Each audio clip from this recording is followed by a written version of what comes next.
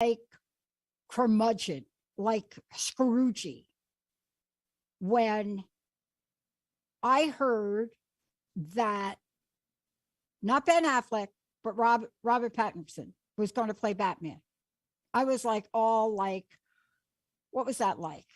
I was like, that was like Tom Cruise playing Lestat. Oh, Oh God, Alise is like right there with me, right? Okay, I must confess, I will eat my words. The movie was one of the darkest sides of the Batman I had ever seen. And yet you could have done an entire psychology paper on the entire movie. And he was perfect for it. And I just need to tell him, I'm sorry. I didn't really say anything. I was trying to be objective. I was backing up, but I got to tell you, dude, you can wear that Batman mask better than anybody with those cheekbones and the deal.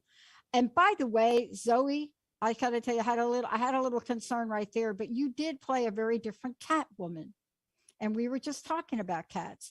So you played the contemporary, I'm going to show my face Catwoman, and you did that. Now, why are we talking about this? Because I have one foot in our pop culture. I really do. You all know that. 20 years, you have been hearing me talk about all sorts of crazy things. But I have this other foot in this other world. And I think you need to have both feet. And that's what my very special guest today is really about. And so this is what I love.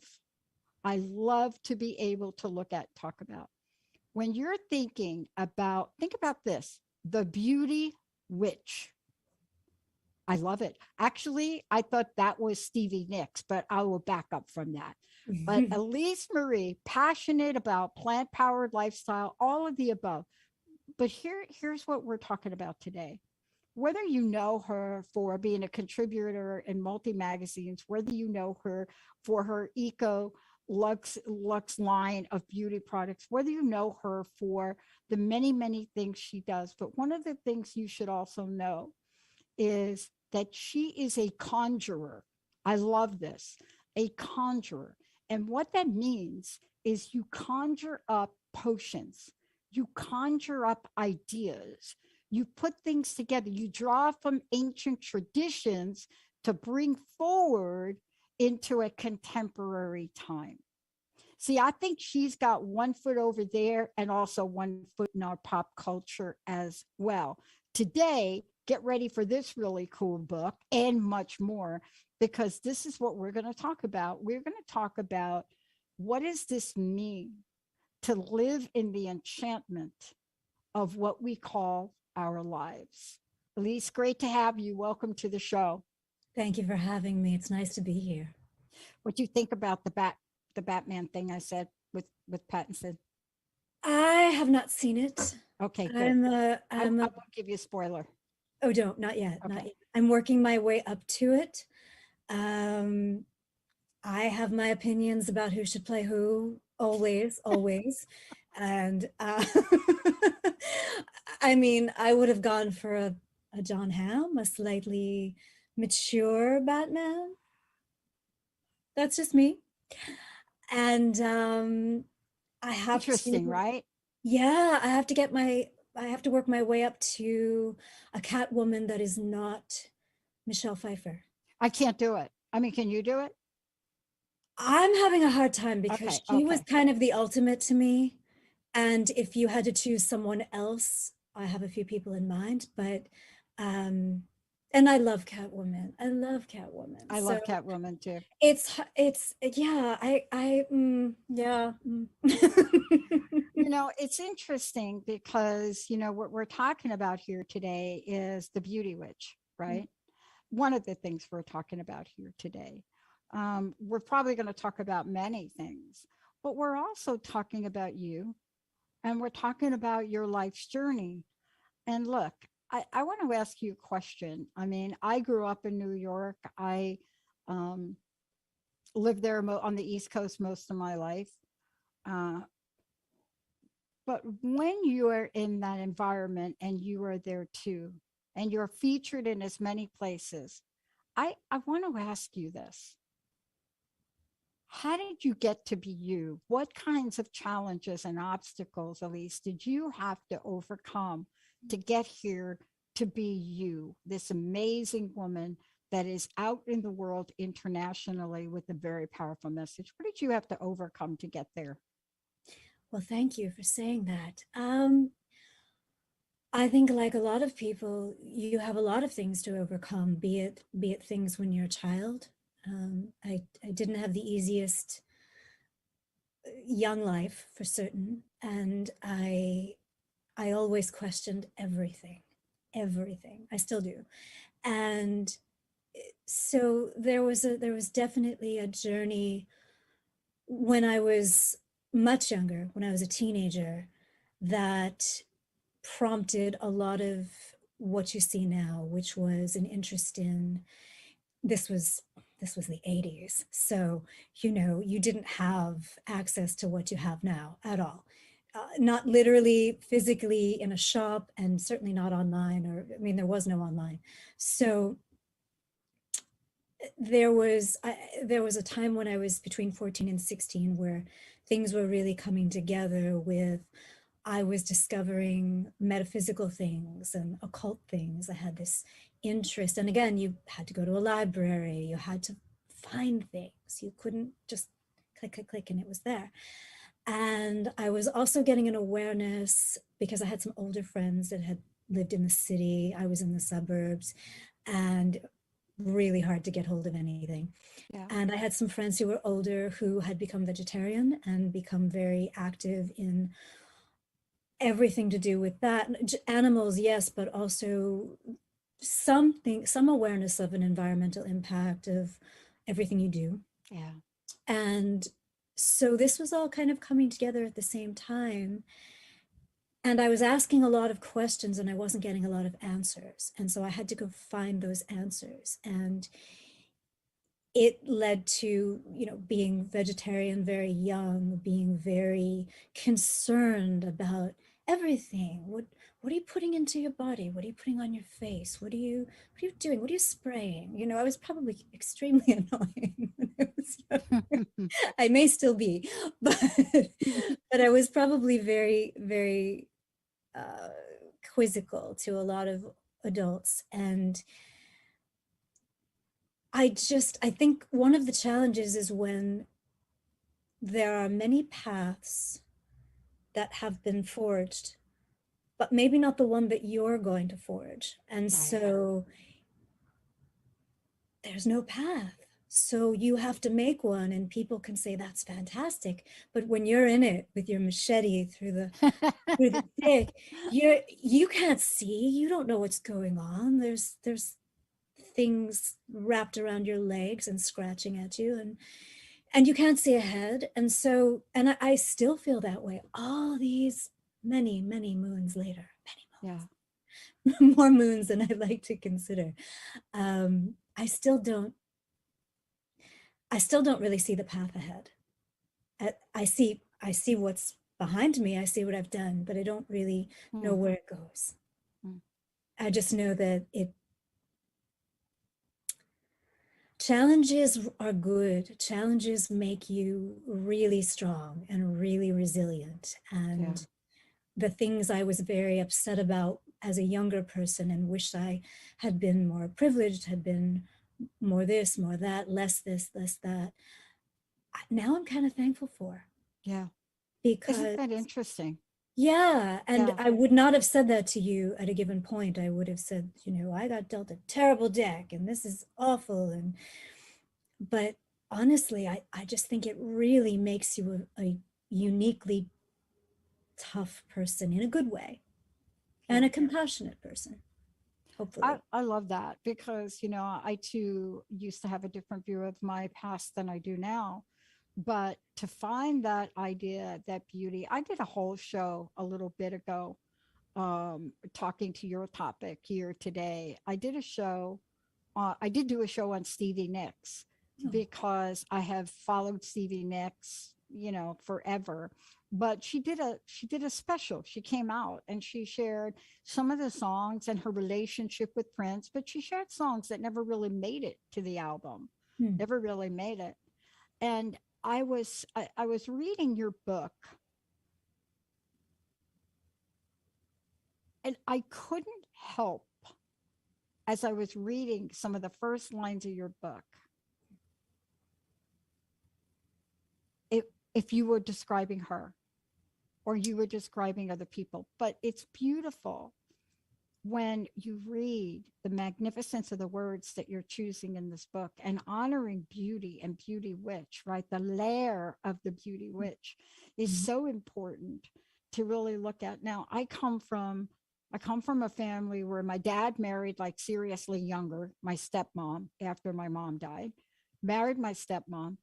And what a bonus that was, because whether you knew it or not, you were going to get a sense of beauty or beauty. I used to call him BT from her, beauty training from Mama Doris, beauty training from Mama Doris, because she was so much younger. She was the same age as my sister, close to it. Had her children very young, 12 and 13. When she was 12, she had Joyce. When she was 13, she had Doris. But what I was so struck by is how how we can become spellbinding beauty, nurtured and made more powerful by time. And those are your words. And I wanted to ask you about that. I mean, there are many things I could ask you about, but I really hung on to those words because it's almost counterculture. You see, the culture would have us say, yeah, no, spellbinding beauty, but wait about 10 years, right? You and I mentioned Michelle Pfeiffer. Hmm. And I remember Michelle Pfeiffer like you did in Catwoman. And I recently saw her in a couple of other films. Yes, yes. And I often ask, there's a glow on the inside of her. Yes. How important is the glow on the inside as you take us on this journey to talk about the beauty witch? I'm so glad you said that, because one of the things I always go on and on about is beauty from the inside out. And it's literal. It's literally what you put in the body. I come from a holistic nutrition background. Yes. So I'm kind of picky about that stuff. But it's so much more than that, really. And yes, food is energy, and that's all incredibly important. But, and it's funny that you mentioned her, because she is older. I think she's older than I am, which is, well, it's up there. And we're not even going to go there for me. But I'm not like, it's interesting that we're talking about this for a minute. I want you to finish this, but it's really interesting because I think you meet people that they don't even know their age, right? Yes, For I a agree. really long time, my age, when people asked me my age, I was a decade off because I never felt like, I mean, honestly, I wasn't trying to, what is the word I'm looking for? Lie about it. Right, right. But the inside glow that you were describing and the way you talk about it in your book, it's so much more powerful in so many ways, isn't it? It is incredibly powerful. It's an incandescence. It's a vibrance. Like, I would look at you and immediately, I don't care about your age. I would never ask. I would say, this is a vibrant woman. There's a vitality there. And that's what I think, if anything, we should be trying to cultivate. And we're mentioning older actresses, and yes, there is that inner glow. And you think, I personally, and this is not because I'm up there, but I personally think Michelle Pfeiffer is more beautiful now than she ever was. I feel that way about a lot of older actresses. I do too. And there's something in the maturity of the face. There's something in, the bones. There's a confidence. There's a slower feline grace that I think gets developed, that I don't think we have when we're younger. We may have aspects, we may have the beginnings, but we don't really have that calm confidence and that knowledge. You know, we haven't really built that up. We haven't built up No. experience, and that inner glow, to me, honestly, if I had to give you one thing that I think that comes from, I would tell you that it comes from being in your creative truth, let's call Yeah. it. Just recognizing that, just attaching to that and saying, I'm going to do what I want to do. Now, it doesn't mean everyone has to earn a living and everyone has Yeah. certain responsibilities, but the people that I've known that have that inner glow, they're all doing something that they care about. Doing something that Absolutely. they love, and they're putting their passion into it. I was just making potions. I was just making products earlier this morning for to send out, and I was so happy doing it. You know, it started out like, oh, do I have enough rose water? Oh, did I remember to, you know, and then it just became this flow, and it became this, and it's just one, you know, it's just one of the things I do that I care about. But my point is that when you're in something, you're in the moment, you love it, you're passionate, you're giving it your all. And I believe it's very much giving back to you. And that Yeah. doesn't have to mean monetarily. It's nice when it does, but it doesn't have to be. It just has to be a realization of your creative energies. And especially, I'll go a step further here, Please. especially when you're a little bit older, and maybe someone like myself who's not had children by choice, and people who have, you know, don't have a choice in the matter, unfortunately. Mm-hmm. But to have that creative energy put somewhere, too often I feel like we kind of, we age poorly when we're not putting creative energy Yeah. someplace that we care about. And it Yeah. could be anything. It doesn't have to be some big book project. It doesn't have to be, it can be anything that you care about. It could be. But you see, what I love about what you're saying, Elise, for those of you just tuning in, I just got to tell you right here for a minute. You know, my very special guest today is Alise Marie, and we're talking about her latest book. And there's much more to this, which we're going to get into. But anytime a book comes across my desk, I get hundreds of books to look at to say, do we want to interview him? And I got to give a shout out to our friends at Llewellyn, Kat, the whole team, Linda, my producer, who gets with all those PR people and brings people together. I just so honor the work they do. It's a synergy, you see. And then I get a book and it comes across my desk, and it's a book, and I'm looking at it and I'm like, what? Let me just do a double take. The Beauty Witch. Yes, that is a yes. Well, do you want to look at the book? No, no, I don't need to look at the book. That's a yes. Are you sure? Yes, please. You know, let's line that up. And then I go through the book, and I want to ask you about this, and we'll take a break in a minute. I am out of harmony when I am not in ritual. Mm. Now, I don't Mhm. believe in balance. I'm just going to be upfront. I have a funny feeling you don't either, because it's hard the way we define balance for women. We've always defined it as equal parts of things, like your job, your career, harmony. See, that's what I like. I know I'm building a network and expanding on it this year. So I know 70% of my time is going to go to that, 20% to ping pong. And um, but at the same time, there's the spiritual nature. And I love what you put in this book, ritual. And here's what you say about it. I love this.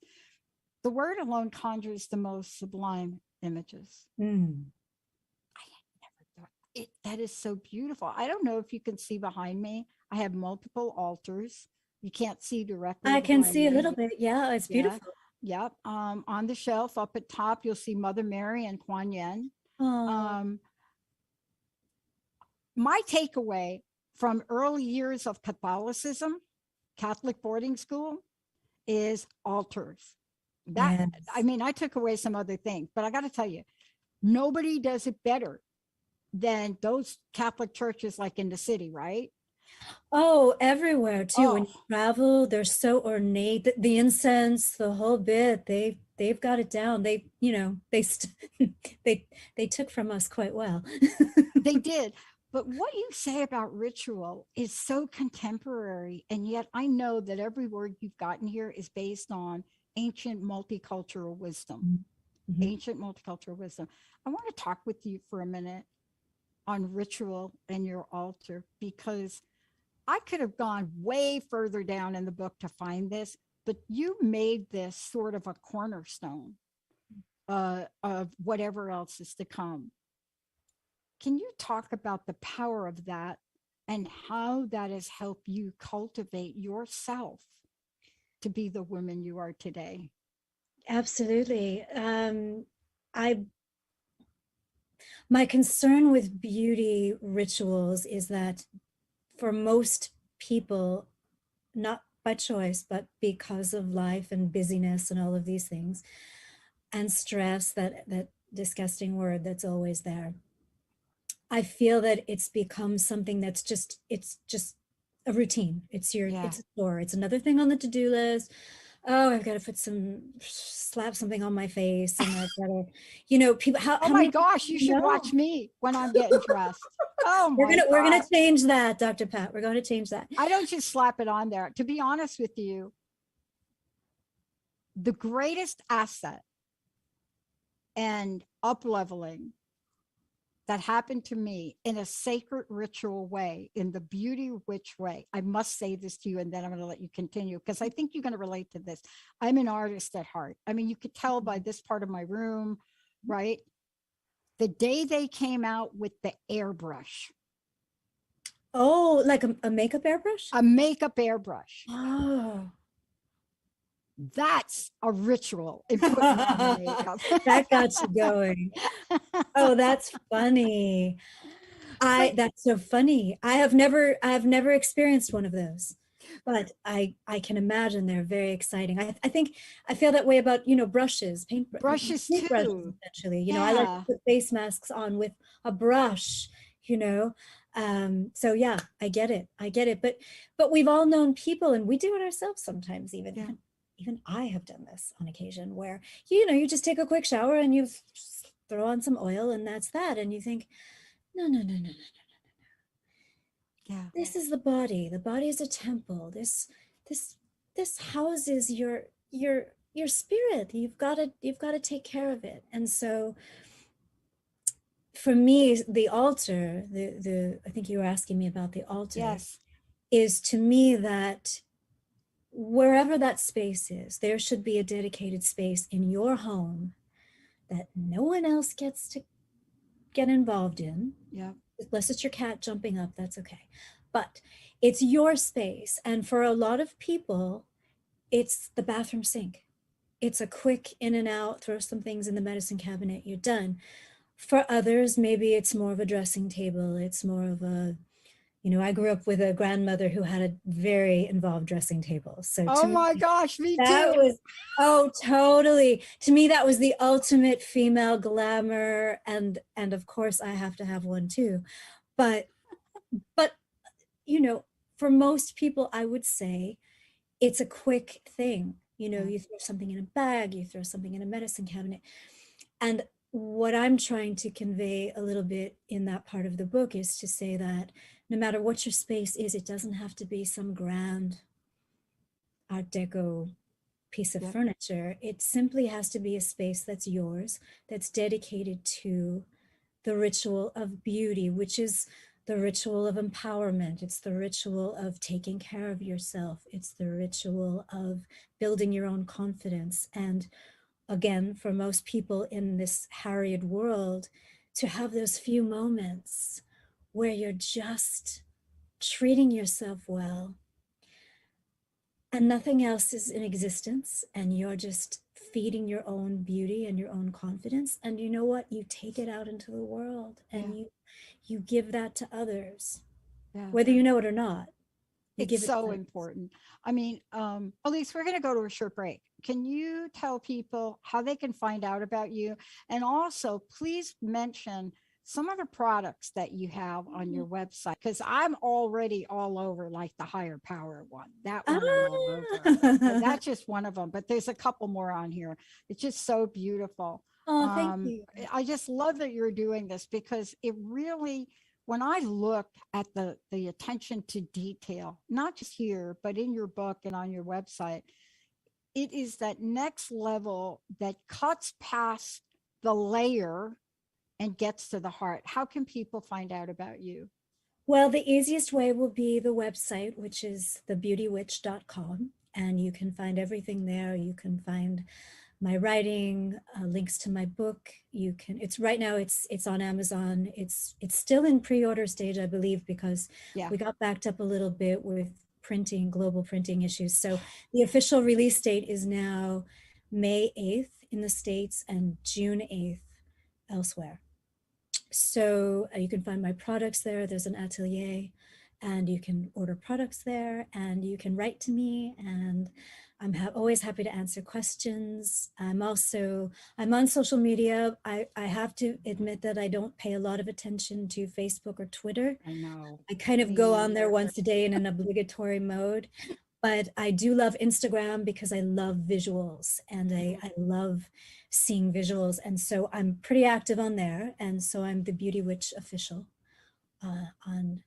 because some people are using this name now. Of course they are. I'm not so thrilled about. Well, you know, I have a friend that I said, if you don't buy that domain name, okay, people are just going to copy it. But as so many things, Alise, the energy of what you bring forward is your soul signature. So to me, what I've learned about that is I had the entire region of China copy the Dr. Pat show. And at first I was like, oh, and then I was like, okay, go ahead. I'd love to meet your Dr. Pat. But you see, this is like, nobody has your blueprint. Nobody has your style. The way you have written this book, I love it. I was reading some of this and I thought, is she sitting next to me right here? Is she right here? Is she here taking me through the steps of ritual, from getting naked to setting the stage to lighting my fire and chanting your new, like, is she right here? Because the way you write is so very different, and it's so heart and personal. When we come back, what we're going to talk about, all you out here, get ready. If you got a question for Alise, please give us a call, 1-800-930-2819. When we come back, we're going to talk about all of these things. Beauty as a way to take care of yourself, as a way of empowerment, as a way of confidence, right? Not beauty in a very faux way. No. Beauty from the inside out. If you don't feel it from the inside out, we're going to help you here today, right? How about sustainability? When we're thinking about fashion and lifestyle, right? When our green channel comes up, it's going to have a separate section for fashion and fashionability. And then think about this. What would your own beauty potion be? If you all have any idea, call it, tell us. If you could concoct something, what would that be? 1-800-930-2819. We're going to take a short break. We'll be right back. All clear.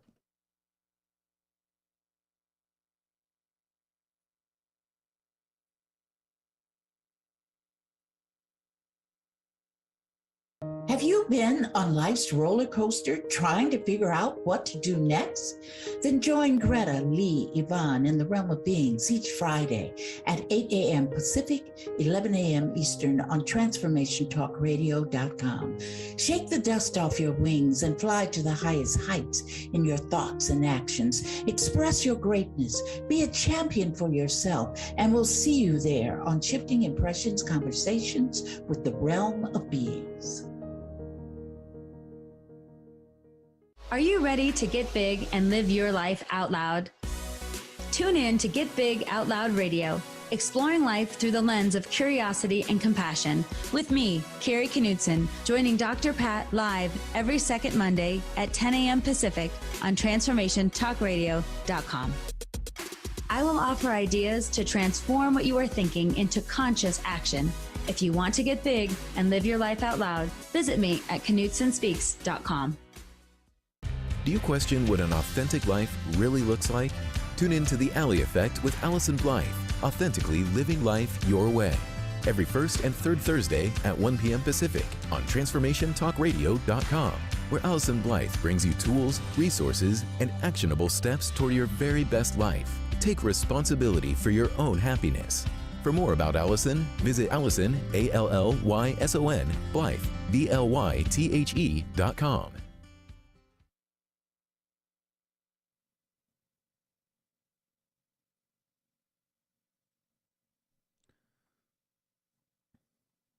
Ready to come back? All right, stand by. Hey, everybody, welcome back. It's so great to have a conversation with Alise Marie. The book is The Beauty Witch.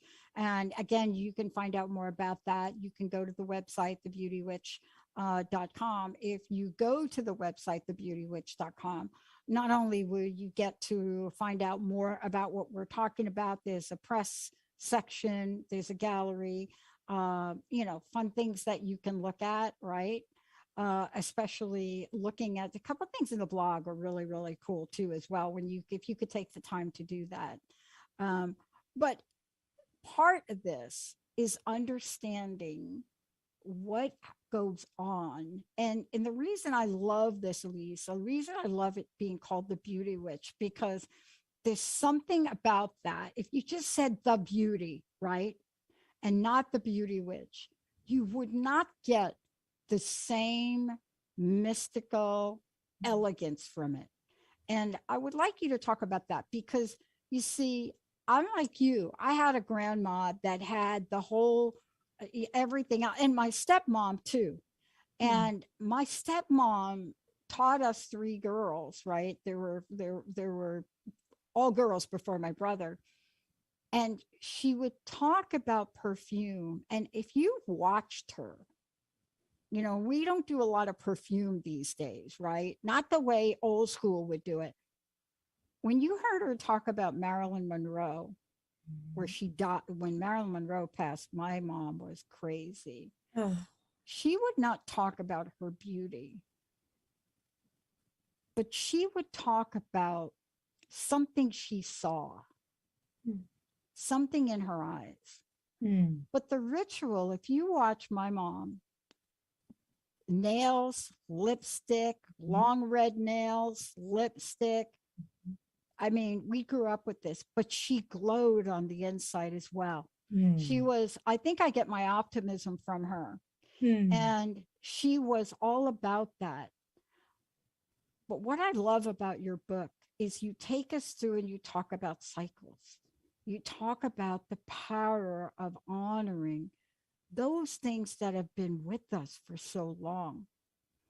And I don't want us to forget to take this ancient wisdom and bring it forth to honor and empower each of us. And I got a sense from your book that also was a message. It absolutely is. I don't want these things forgotten. I want, and beyond that, I want them discovered. I had always intended for this book to be something that is for all ages, really. And you're talking about your stepmother. Yeah. And it's funny, I did have this very glamorous maternal grandmother. She passed very young, and I didn't know her even as a teenager. I didn't know her. I think I was 12 when she passed away. So I didn't get to benefit from her knowledge, her incredible womanliness. I didn't, and I didn't have that role model like you have. I had just a very different kind of mom and aunt, and so I didn't have that very glamorous, womanly person to look up to. So I had to find it. I had to really find it. And I found it in old movies. I found it, you know, in all of these ways. And I think it's really important. And one of the things that drove me to write the book in the first place was, well, there was this need to get this knowledge out. Whatever it is that I know, Yeah. I wanted it to come out and be somehow useful, hopefully, to someone, and hopefully a lot of someone's. And also, it was kind of like, I've had a few times where people have joked with me, friends or even just readers, and said that I was kind of their fairy godmother, you know. And I kind of wanted, without it being quite that Disney, I wanted it to be something where a younger woman, a preteen, or someone who maybe didn't have access to anything like this, could have a guide, could say, okay, this is a really good way to step into being an adult. Yeah. And it's a thoughtful way. It's not just a, you know, put on 60 pounds of highlighter and bronzer and go on hair extensions and get out the door. If that's your thing, that's great. But this is more of a, what makes you unique? What makes you different? What's, you know, it's not about really covering up flaws or at all, or it's just about being you. And there's, no matter who you are, there's a unique beauty there. So take it and go with it, and nurture it, and be confident in yourself, you know, because you have something unique to give this world. Everyone does. And if I can inspire any degree of confidence in anyone, I think that's a wonderful thing. Then I would feel like I did my job. Yeah. And, you know, the reason I know that is because I was so pleasantly surprised later on in the book that we enter talking about the moon. Mm-hmm. Such a powerful part of the book. And, you know, my mom loved the moon, right? You know, this is a woman that came from the deep South, married my dad, ended up in New York. It almost killed her. But no kidding. I know it killed my two stepsisters, but you know, for her, she brought so many things with her. She brought so many traditions with her. And you know, you could have put anything in this book, but you decided to take us on what I called the moon walk. and you explain the different aspects of the moon, but you explain them in ways that invite us to honor our inner beauty. Because isn't that what the moon does in so many ways? I do. I you know, it's, yes, it's the internal. It's maybe what isn't always seen and occasionally is brought out into the light. And I think it's very important to live with the cycles of the earth, which also means the cycles of the heavens, and which are the cycles of the moon and the sun and the planets, and not in a way that's complicated or, again, another thing on your to-do list, but in a way that we are disconnected from the natural world. We are, and we have to be, really, to function in a lot of ways. And so my wish is that we reconnect in a way that is actually kind of modern and practical. It is actually something that's doable for a lot of people. And I'm not asking anyone to get out and grow their own herbs and pulverize them, and put them into potions. I don't even do that, but I don't have the patience. But to connect with the basics of the lunar cycles, which will be very beneficial. That's the whole thing, is once you kind of get in the flow, it may seem a little bit confusing at first, but once you get in the flow of it, it's actually so beneficial, because you say, you know, this is really not the time to try to shed those holiday pounds. This is really not the time to go and get waxing done. Yeah. Ouch, ouch, double ouch.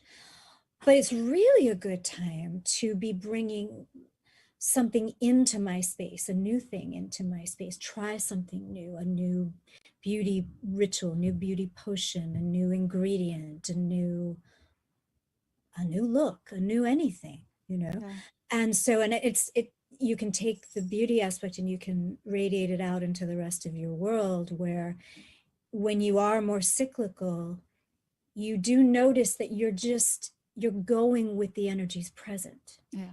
You're not fighting the energies and saying, well, you know, why is this difficult today? You know, and I mean, I talk about that a lot in my column, because the stars are the stars. They do what they do. They're not particularly concerned with whether it makes us unhappy or not. The idea is to not argue with it and just say, all right, this is the energy available for me to work on here, to work with, to heal, to let go of, to bring forth. Why not just go with it? Yeah. It's so, you talk about stress. Well, you take away a lot of stress if you just go with what's there. Like you were saying, harmony. You know, I use the word balance when it comes to conjuring potions and recipes, Exactly. because to me, I like a lunar solar balance and things, just because I like that in myself. I'm very solar powered, but at the same time, I always say solar powered, lunar guided, you know. Yeah. I'm very guided by the moon cycles, and yet I'm very, I'm all fire, Yeah. essentially. You sound like me. Right. Right? You do. You sound like me, because, you know, that is a great way to describe it, because I have my sun and 3 other planets in Sagittarius, and I have my moon. I knew I and liked you. 3 other planets in Capricorn. And so it's really interesting. I was really looking at the part in your book where you talk about new to full moon and what the guideposts might be for that, and full to dark. And I love the ideas of cycling. You know, balance, you're right. There's, when you're conjuring something, even if it's grandma's spaghetti sauce, there's got to be a balance of acidity, right? You've got to have that. But I love the way you talk about stress, because it's an interesting question to ask yourself. Can you, if you think about this, everybody out there, think about this. Can you think about any moment where flow, or letting go, or being in the flow, right? Can you think of any moment that you're in that stress also can come in? You know what it's like? It's like thinking about fear and gratitude. They can't coexist. And I love the way you took this on, because, you know, whatever the phase is, whatever that moment, whatever the moon cycles is, whatever that moment, if you blink, you might miss a moment of your life. And I love what you said about stress, because if we are in the flow of things, if we are in those moments where we're not agonizing over our past or obsessing over our future, that's where peace breaks out, isn't it? Absolutely. And it's like you're saying, like love and fear can't exist in the same space, and love is always going to be stronger. So in my opinion, that piece of being in your creative stuff, all your creative good stuff, if stress interrupts, you know, if the buzzer rings really loud, you know, you kind of go, I did it this morning. Okay, I dropped another potion bottle full of oil, and now it's everywhere, and I get to clean it up. But then you're like, all right, well, you know, wow, the whole kitchen smells like jasmine. Ooh, oh my gosh. not so bad, you know, and I'm going to be smelling it for 5 days because I use a really potent jasmine.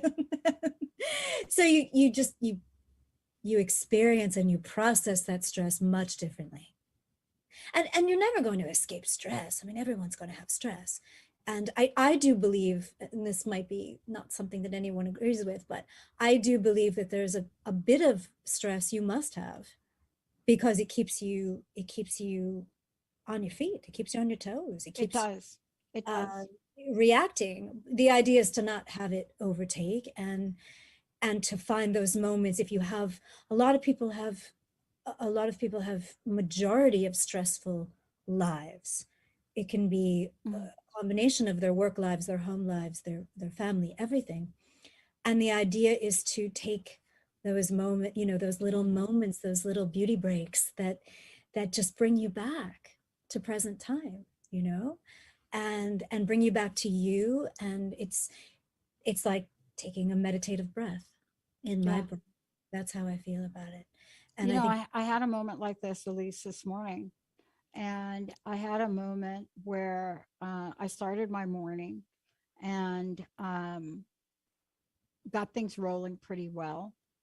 And an email came in my box. And I got 4 phone calls about the email before I actually got to the email. And then I read the email and I had a moment where I had to choose what I was going to feel. Yes. And then what I was going to think, and then what I was going to do. And fear and faith, they cannot coexist on the same plane, like fear and love. And I don't mean religious faith. No, agreed. I mean faith, trust in the universe. And I had this nanosecond with the phones ringing and messages coming over Skype about this one email and about this situation with a person I know. And I read the email and I said, I know the truth of myself. I know the truth of myself. And I have incredible faith in the laws of the universe. And if I react to this in a certain way, I will get more of it. And then what I realize is it's always turning out for the highest and best of all parties. And I thought about this even later on when I got a call from a couple of my people. And I said, you know what? I'm really grateful. I'm grateful that that scenario happened. I'm grateful because the universe is doing for us what we did not know how to do for ourselves so that we can move on with our vision. See, what I asked for in the expansion of our network was the right people to show up, the amazing orchestration of ease and grace by which we're doing things, and to attract people that want to create a network that's completely based on uplifting. Now, look, the bottom line is we're all people. I have a bad hair day. I was thinking today was a little bit of a bad hair day. No. But we all have those days. We're human. That's what hats are for. I'm not Saint Pat. And yet what I know is if I'd have let that email take me off the amazing week that I was seeing for us and for the people I loved and for the world and what we're doing, I wouldn't have been able to be fully present for this interview. And I think when you talk about that beauty within and you talk about the rituals, you're also inviting us to establish that level of empowerment within. Absolutely. So that the what I call the blip in the matrix does not take us off our powerful, empowered, confident, strong, expansive end game. And you do it so beautifully in the book. Thank you. And I completely agree with you. I love what you said about how you got this email. We've all been there. And if you're fire like me, your first reaction is going to be to roar and blow up. And that's always mine. And I have to stop it and give it a moment of intelligent pondering. But I love what you said about you trust in the universe, but then a few minutes later you said, I trust in myself. Yeah. Because it's all one. Yeah. It's all one. And I agree with that. I think the stronger you are inside, and not that we don't take knocks, of course we do. We take them all the time. But I used to have this god awful day job. Awful day job. And I used to take, this is where I came up with this, like this concept in my brain, which was beauty breaks. And it wasn't just, oh, go fix your lipstick, lady. It was, I would literally, I would joke to a friend of mine who is a coworker, and I'd say, I'm going to hide in the bathroom. And I would go into the ladies' room with my little bag. I do the same. Right? And Yeah. I would only take, I think, at most 5 minutes. So nobody would Yeah. ever raise their brow at me. And I would stand in front of the sink and I'd take a deep breath. And out of my mojo bag of tricks would come the spray, the perfume, the little bit of serum, which I always call beauty oil, dab, dab, dab, dab, shake my hair out. Oh, that's great. Take another breath. Just get that sort of warrior this coming out. Oh, totally. Okay, you can't get me. And I'd walk out the door and I'd be transformed. I'd be ready to go. I'd say, bring it on. You can't bother me. Yeah. I mean, and it does. And beauty has. It's amazing, right? Transform. Yes, yeah. It does. I hope you'll come back. Oh, I would, because there's so much more I'd like to talk with you about that is not just about the book, but also outside of the book related to the magic that you bring to the world, because we need you. Oh, we need you. We need your voice. And, you know, for the ladies that are listening to the show, and also for the men, but for the ladies that are listening to the show, it's this double-edged sword you all go through, where if you take too good a care of yourself, you're called vain. If you don't take enough care of yourself, you're called sloppy. Mm-hmm. But the message from Alise Marie today, and, you know, the beautiful book, right? The Beauty Witch, is you get to call your own shot. And what Alise does is she provides you with a blueprint, a sacred blueprint, one that you'll get to honor every step you take in the way you want to take it. And her words are just captivating. Alise Marie, thank you so much for today. One last question. What's your personal message? What would you like to leave us with today? I would like every person listening to know, and to share this with people that they know, that their beauty lies within, and they are stunning creatures. And if they could just know that and go forward and do whatever it is that they need to do in this world and want to do, that they have to give themselves permission to do that. And I would love to, I would uniquely beautiful. Yeah. And they have a unique contribution. That would make me very happy.